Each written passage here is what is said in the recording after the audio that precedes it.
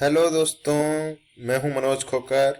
अपन पढ़ रहे हैं द रिप्रोडक्टिव सिस्टम्स और आज रिप्रोडक्टिव सिस्टम का पार्ट 5 पढ़ेंगे। इसमें स्पर्मेटोजेनेसिस की प्रोसेस के बारे में स्टडी करेंगे। इससे पहले अपन ने ह्यूमन रिप्रोडक्टिव सिस्टम के अंदर मेल पार्ट्स का अपन ने एनाटॉमी की स्टडी की थी और बाकी आज अपन इसके अंदर स्पर्म कैसे बनते हैं उनकी पूरी प्रोसेस की स्टडी करेंगे। और स्पर्म की पूरी प्रोसेस में स्पर्मेटोजेनेसिस की जो प्रोसेस होती है वो सबसे इंपॉर्टेंट चीज होती है जो स्पर्म को बनाने के लिए रिस्पॉन्सिबल है। ये देखेंगे कि स्पर्मेटोजेनेसिस की प्रोसेस होती है, उसके अंदर जो स्पर्म बन रहे होते हैं उनके बारे में अपन सबसे पहले जब देखते हैं कि अंदर स्पर्म फॉर्मेशन होने की प्रोसेस के बारे में आज अपन डिटेल से स्टडी करेंगे। स्पर्म फॉर्मेशन की जो प्रोसेस होती है उनके अंदर अपन सबसे पहले देखते हैं कि स्पर्म कैसे बन रहे होते हैं। और जो स्पर्म होते हैं इनके अंदर ये टेस्टिस वाला पार्ट्स होता है, इसके अंदर लोब्यूल्स पाए जाते हैं। लोब्यूल्स के अंदर जो आपको दिखाई दे रही है छोटी छोटी ट्यूब्स, इनको सेमिनिफेरस ट्यूब्यूल्स बोलते हैं। सेमिनिफेरस ट्यूब्यूल्स के आउटर पार्ट्स में सेल डिवीजन होता है। स्पर्मेटोगोनिया जो डिप्लॉइड टाइप की सेल्स होती है उनके अंदर डिवीजन होकर प्राइमरी स्पर्मेटोसाइट सेकेंडरी स्पर्मेटोसाइट्स के अंदर कन्वर्ट होती है। सेकेंडरी स्पर्मेटोसाइट स्पर्मेटोगोनिया में और स्पर्मेटोगोनिया से स्पर्मेटिड्स कन्वर्ट होते हैं। ये एप्लॉइड सेल्स बनती है। एप्लॉइड सेल्स के अंदर से आप देखेंगे वही एप्लॉइड सेल आगे जाके स्पर्मेटोजोन्स बनाती है। स्पर्मेटोजोन्स को ही स्पर्म के नाम से। तो ये एक पूरी कंप्लीट प्रोसेस होती है स्पर्म फॉर्मेशन की। सबसे पहले यहाँ से एक बार अपन शॉर्टली वापस से देख लेते हैं कि जो सबसे पहले जो सेल्स बनती है उसको स्पर्मेटोगोनियम्स बोलते हैं। स्पर्मेटोगोनियम होती है वो डिप्लॉइड टाइप की सेल्स होती है। इसके अंदर माइटोसिस टाइप का सेल डिवीजन होगा और डिफरेंशिएशन होने के बाद में प्राइमरी स्पर्मेटोसाइट्स के अंदर कन्वर्ट होती है। प्राइमरी स्पर्मेटोसाइट्स जब प्राइमरी स्पर्मेटोसाइट्स जब सेकेंडरी स्पर्मेटोसाइट्स के अंदर कन्वर्ट होती है तो इनके बीच में एक सेल डिवीजन होता है, वो म्यूटिक टाइप का सेल डिवीजन होता है। म्यूटिक सेल डिवीजन के दो पार्ट्स होते हैं। प्राइमरी स्पर्मेटोसाइट सेकेंडरी स्पर्मेटोसाइट्स के अंदर कन्वर्ट होती है फर्स्ट म्यूटिक डिवीजन से, और सेकेंडरी स्पर्मेटोसाइट्स होती है वो स्पर्मेटिड्स के अंदर सेकेंड म्यूटिक डिवीजन से होती है। तो उसके परिणाम स्वरूप जो सेल्स बनती है उसको अपन अर्ली स्पर्मेटिड्स बोलते हैं। और ये दोनों सेल्स अभी प्योरली सेकेंडरी स्पर्मेटोसाइट्स में अलग नहीं हुई है, दोनों के बीच में साइटोकाइनेसिस की प्रोसेस कंप्लीट नहीं हो पाती, इसलिए एक ब्रीज से जुड़ी होती है जिसको अपन साइटोप्लाज्मिक ब्रीज के नाम से जानते हैं। और ये आगे जाके अर्ली स्पर्मेटिड लेट स्पर्मेटिड में जब चेंज होते हैं तब उनमें पूरा स्पर्म बन चुका होता है। और वो स्पर्म्स मेच्योर होने के लिए जो अंदर की पार्ट्स जो सेमिनिफेरस ट्यूब्यूल्स के अंदर के पार्ट्स के साथ में अटैच्ड होता है और उसी सेल को अपन स्पर्म सेल्स या स्पर्मेटोजोन्स के नाम से जानते हैं। यहाँ से ये रेटेटेस्टिस में जाता है और रेटेटेस्टिस वाले पार्ट्स के अंदर और एपिडिडाइमिस वाले पार्ट्स के अंदर, ये रेटेटेस्टिस से एपिडिडाइमिस वाले पार्ट्स में जाएगा। वहां तक 1 महीने तक ये मैच्योर होता है उसके अंदर एपिडिडाइमिस वाले पार्ट में, और वहां से मैच्योर होने के बाद में ये वॉस डिफरेंस के थ्रू एम्पुला वाले पार्ट से निकलता है और एक्सेस होते हैं जो सेमिनल वेसिकल्स के अंदर जाके स्टोर हो जाएंगे। सेमिनल वेसिकल्स के अंदर स्पर्म स्टोर करने का काम करती है। आगे अपन उसको और डिटेल में पढ़ेंगे। तो ये कंटिन्यू एक पूरी प्रोसेस थी जिसके अंदर स्पर्म कैसे डिटेल में पढ़ेंगे तो आपको ये दिखाई देगा कि जो सबसे पहले जो सेल्स बनी थी इसको अपन स्पर्मेटोगोनिया बोलते हैं। इसको क्या बोलते हैं अपन? स्पर्मेटोगोनिया या प्रिक्योर्सर स्टेम सेल्स बोलते हैं। ये आगे जाके जो स्पर्मेटोगोनिया होता है ये स्पर्मेटोगोनियम सेल्स होती है। अगर ये जाके बची हुई रहती है तब तो वो प्रिक्योर्सर सेल के अंदर कन्वर्ट होगी, और अगर वो सेल डिवीजन में आगे पार्टिसिपेट करती है तो यहाँ सबसे पहले माइटोसिस टाइप की सेल डिवीजन होगी और डिप्लॉइड सेल बनाएगी। और इसके अंदर अगर डिफरेंशिएशन होता है तो वो प्राइमरी स्पर्मेटोसाइट्स के अंदर कन्वर्ट होती है, और कुछ होती है वो ही इसके अंदर बेसमेंट से पुश होके बाहर की साइड में आएगी। वही सेल डिफरेंशिएशन के अंदर होगी और प्राइमरी स्पर्मेटोसाइट्स में कन्वर्ट होती है। प्राइमरी स्पर्मेटोसाइट्स डिप्लॉइड टाइप की सेल्स होती है। इसमें डीएनए रेप्लिकेशन होता है, टेट्राड फॉर्मेशन होता है और क्रॉसिंग ओवर होता है यहाँ पे। और क्रॉसिंग ओवर होने के बाद में वो टेट्राड फॉर्मेशन होने का मतलब है कि यहाँ पे जो डिवीजन हो रहा है वो मियोसिस टाइप का सेल डिवीजन हो रहा है। यहाँ पे मियोसिस सेल डिवीजन की फर्स्ट स्टेज के अंदर प्राइमरी स्पर्मेटोसाइट्स सेकेंडरी स्पर्मेटोसाइट्स के अंदर कन्वर्ट होती है। और ये जो meiosis secondary spermatocytes meiosis second stage के अंदर स्पर्मेटिड्स के अंदर कन्वर्ट होती है। इसमें सारे क्रोमोसोम होते हैं वो दो क्रोमेटिड्स के अंदर चेंज हो चुके होते हैं और ये स्पर्मेटिड्स बनते हैं। लेकिन अभी अपन देख रहे हैं कि सेल पूरी एक दूसरे से अलग नहीं हुई है, इनके बीच में साइटोप्लाज्मिक ब्रिज बना हुआ है जिसे एक दूसरे से कनेक्टेड होती है, और ये जो साइटोप्लाज्मिक ब्रिज इनको जोड़ने का काम करता है। अब यहाँ से आप आगे जाके देखेंगे तो ये सेल आगे जाके स्पर्मेटोजोन्स में कन्वर्ट होती है। स्पर्मेटोजोन को ही स्पर्म बोला जाता है। ये मेच्योर होकर पूरा का पूरा स्पर्म बाहर निकल चुका है इससे, और ये आउटर कवरिंग पार्ट्स इसी में रह जाता है, स्पर्म बाहर निकल के आ जाता है। तो ये वाली जो यहाँ से ऊपर वाले प्रोसेस के अंदर मियोसिस था, और यहाँ पे अपन देखेंगे तो स्पर्मियोजेनेसिस प्रोसेस बोलते हैं, और इसको पूरी प्रोसेस को अपन शुरू से एंड तक देखेंगे स्पर्मेटोजेनेसिस बोलते हैं। तो यहाँ स्पर्मियोजेनेसिस, जो मियोटिक डिवीजन के बाद में स्पर्म बनते हैं तो उसको स्पर्मियोजेनेसिस प्रोसेस बोलते हैं।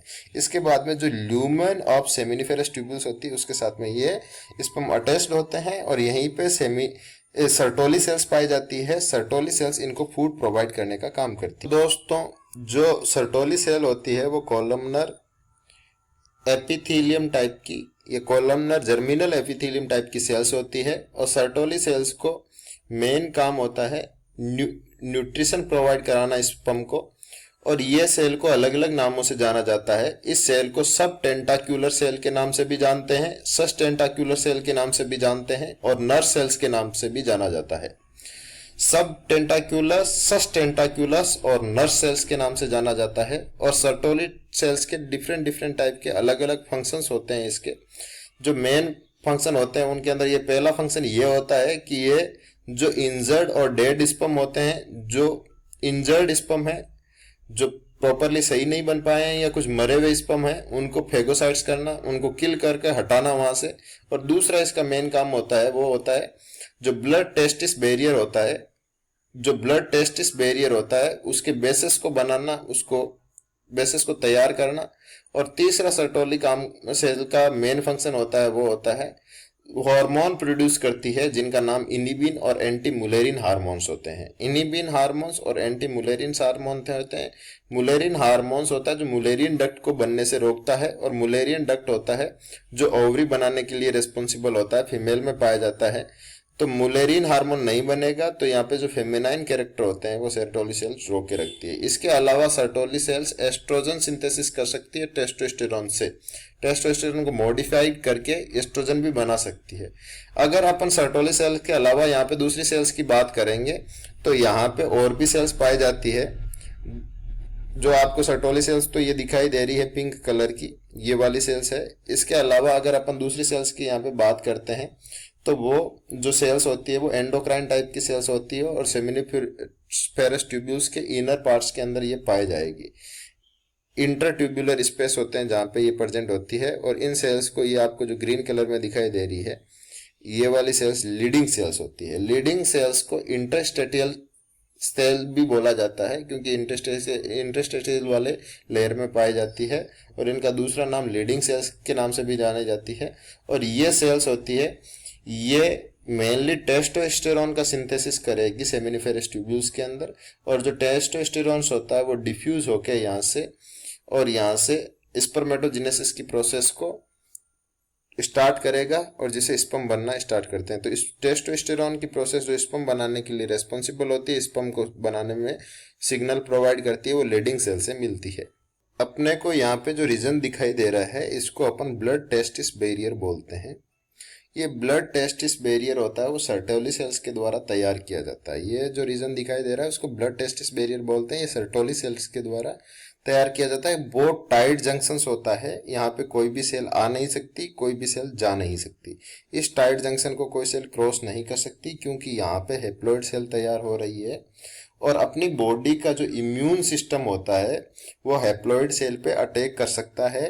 अपनी एंटीबॉडी है वो हैप्लॉइड सेल्स को आके किल कर सकती है, क्योंकि बॉडी की ज्यादातर सेल्स होती है वो नॉर्मली डिप्लॉइड सेल्स होती है, लेकिन सिर्फ यही जो सेल्स होती है स्पर्मेटिड्स, ये हैप्लॉइड सेल्स होती है। तो कहीं बॉडी को ऐसा नहीं लगे कि ये कोई बाहर की सेल्स है, तो वो अपने आप को रिकॉग्नाइज नहीं करके इस पार्ट्स में आके अटैक करना स्टार्ट कर दे। तो उस पार्ट से अटैक करने के लिए यहाँ पे एक टाइट जंक्शन बना होता है जिसको ब्लड टेस्टिस बैरियर बोलते हैं, और ये जो जंक्शन होता है वो सर्टोली सेल्स के द्वारा बनाया जाता है। स्पर्म का हेड वाला पार्ट होता है वो सर्टोली सेल्स के अंदर इम्बेडेड होता है ताकि स्पर्म न्यूरिश ले और मैच्योर हो, प्रॉपर हेड वाला पार्ट बने।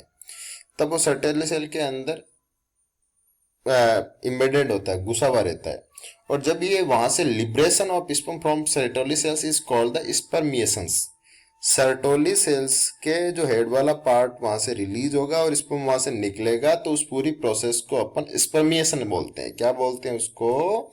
स्पर्मिएशंस बोलते हैं।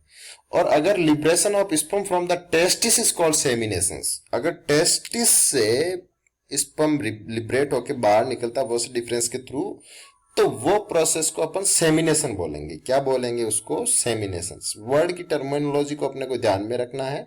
अगर लिबरेट होते हैं सर्टोली सेल से स्पर्म तो उसको स्पर्मिएशंस बोलते हैं, और अगर स्पर्म लिबरेट होते हैं टेस्टिस से तो उसको सेमिनेशंस बोलते हैं। अगर liberation of sperm from the body of male is called ejaculation. अगर बॉडी से ही रिलीज होते हैं ड्यूरिंग सेक्सुअल कॉपुलेशन, अगर स्पर्म पेनिस के थ्रू बॉडी से बाहर निकलेंगे तो उस प्रोसेस को अपन इजेकुलेशन बोलते हैं। और अगर mammalian sperms are transfer to vagina of female by the process called inseminations. जो mammalian sperms are transfer to vagina of female the process called inseminations. अगर फीमेल की वेजाइना में ट्रांसफर किया जाएगा तो उसको इंसेमिनेशंस बोलते हैं। तो ये डिफरेंट टर्मिनोलॉजी है जिनको ध्यान रखना। अगर स्पर्मिएशंस बोला जाता है तो इसका मतलब ये होगा कि सर्टोली सेल से रिलीज हुए हैं। अगर सेमिनेशंस बोला जाएगा तो ये टेस्टिस से रिलीज हुए हैं।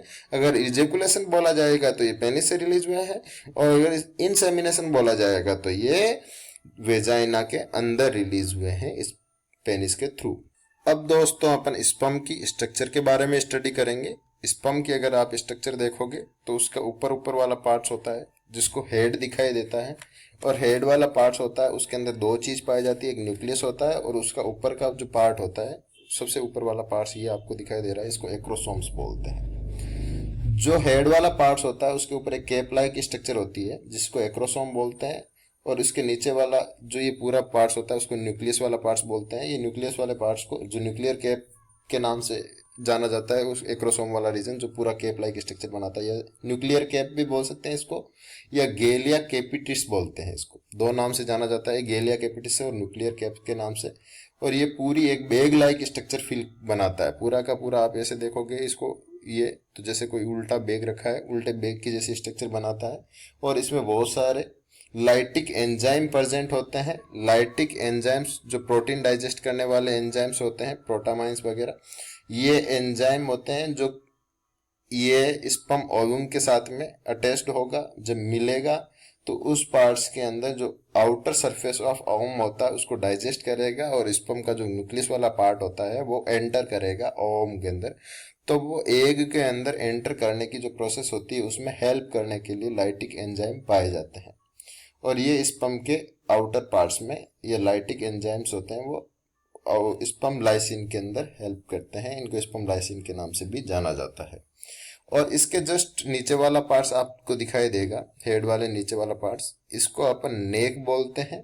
जो नेक वाला पार्ट्स होता है ये एकदम कंस्ट्रिक्टेड रीजन होता है, यहाँ पे कंस्ट्रिक्ट हुआ है स्पर्म वाला पार्ट्स। और इसी पार्ट्स को अगर अपन नेक वाले रीजन को देखते हैं तो यहाँ पे प्रोक्सिमल और डिस्टल सेंट्रियोल्स पाए जाते हैं। जो सेंट्रियोल्स होती है, दोनों टाइप की, प्रोक्सिमल और डिस्टल, यहाँ पे ये सेंट्रियोल्स पाई जाती है। और यहीं से अपन देखते हैं एक्सियल फिलामेंट होते हैं, वो भी यहाँ से, जैसे फिलामेंट्स होते हैं वो यहाँ से स्टार्ट हो जाते हैं इसी पार्ट्स में से। इसके आगे का अगर आप पार्ट देखते हैं तो उसको मिडिल पीस बोलते हैं। इस पार्ट के अंदर, मिडिल पीस वाले पार्ट्स के अंदर जिग जैग मैनर के अंदर एक स्पाइरल माइटोकॉन्ड्रियल स्पाइरल्स पाई जाती है। कंटिन्यू बहुत सारे माइटोकॉन्ड्रिया एक साथ में पाए जाएंगे। इसको नेबेनकन शीथ के नाम से जानते हैं। नेबेनकन शीथ होती है जो इसके मूवमेंट के लिए, स्पर्म के मूवमेंट के लिए एनर्जी प्रोवाइड करने का काम करती है, क्योंकि माइटोकॉन्ड्रिया खुद एनर्जी प्रोवाइड करता है। और इसकी एक शीथ बनाते हैं पूरी की पूरी, इसको मिडिल पीस के नाम से वाले पार्ट के अंदर ये नेबेनकन शीथ के नाम से जाना जाता है। और ये जस्ट जो नेक वाला पार्ट होता है उसके नीचे वाले पार्ट के अंदर प्रेजेंट होती है। और इसका जो ऊपर वाला पार्ट होता है, ये वाला पार्ट, उसको अपन न्यूक्लियस बोलते हैं। और न्यूक्लियस वाले पार्ट के अंदर एक स्पेसिफिक टाइप की बेसिक प्रोटीन पाई जाती है क्रोमोसोम के साथ में। उस प्रोटीन को अपन प्रोटामाइन बोला जाता है। उस प्रोटीन को अपन प्रोटामाइन के नाम से जानते हैं। और जो मिडिल पीस होता है वो एनर्जी प्रोवाइड करने का काम करता है ताकि इसको मूवमेंट करे। इसके नीचे वाला जो पार्ट दिखाई देता है वो प्रिंसिपल पीस होता है।